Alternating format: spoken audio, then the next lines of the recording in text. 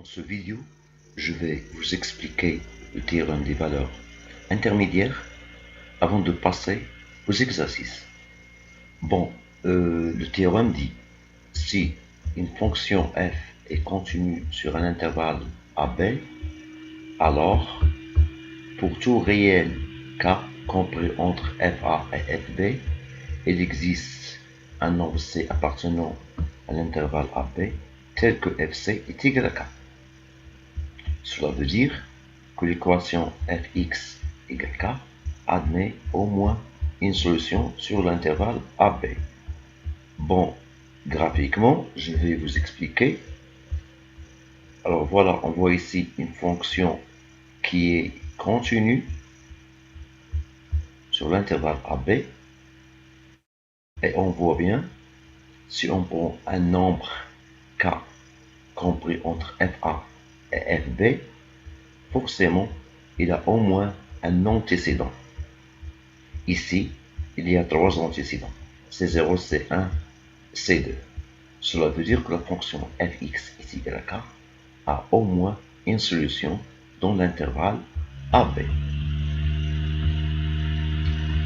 Résultat du théorème des valeurs intermédiaires dans le cas où fa et fb ont deux signes différents.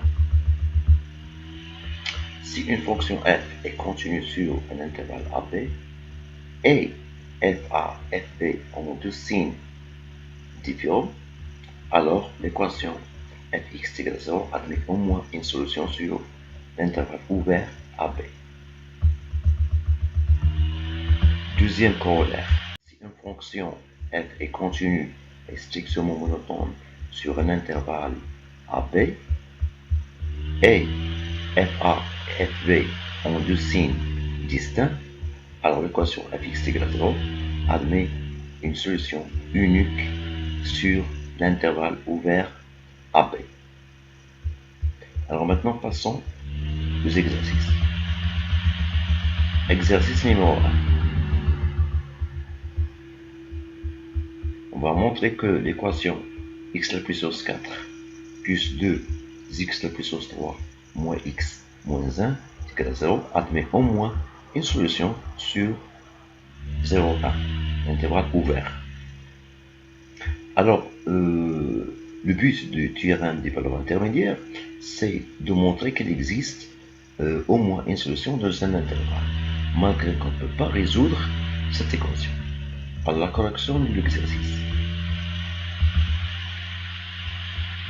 On doit considérer une fonction f qui associe à chaque variable x à la puissance 4 plus 2x à la puissance 3 moins x moins 1. Alors, la fonction f est continue sur l'intervalle 0,1 puisqu'il a une expression d'une fonction polynôme. Alors maintenant, montrons que l'image de 0 et l'image de 1 ont deux signes différents. f0 est égal à moins 1, f1 est égal à 1, alors f0 fois f1 est strictement inférieur à 0, c'est-à-dire ils ont deux signes distincts. Et d'après le théorème des valeurs intermédiaires, le 0 il est entre f0 et f1, donc il admet au moins un antécédent, ce qui veut dire que l'équation fx égale 0, c'est-à-dire x à la puissance 4 plus 2x à la puissance 3 moins x moins 1 est égal à 0, admet au moins une solution dans l'intervalle 0, 1 ouvert. Pourquoi 0, 1 ouvert?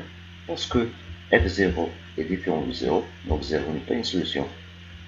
Et f1 est différent de 0, donc 1 n'est pas une solution. Donc la solution, elle est entre 0 et 1 strictement. Deuxième exercice. On va montrer ici que la fonction cosinus admet un seul point fixe sur l'intervalle pi sur 6, pi sur 3. Alors, qu'est-ce que ça veut dire un point fixe?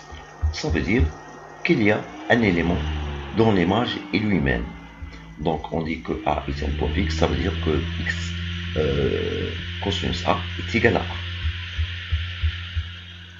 Et graphiquement, ça veut dire que la courbe de la fonction interfère avec l'axe dont l'équation y est égale à x.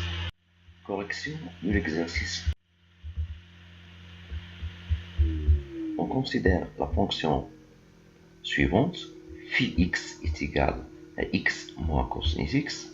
La fonction phi est continue sur l'intervalle pi sur 6, pi sur 3, puisque les deux fonctions, celle qui associe à x, x, et celle qui associe x à cosinus x, sont continues sur R. Alors, maintenant, montrons que l'image de pi sur 3 et l'image de pi sur 6 ont des signes différents.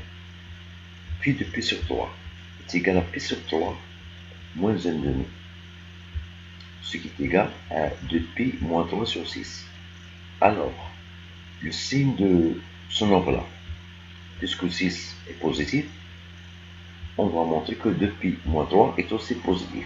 Alors, puisque pi est strictement supérieur à 3, alors 2pi est strictement supérieur à 6, ce qui donne que l'image de pi sur 3 est strictement positive.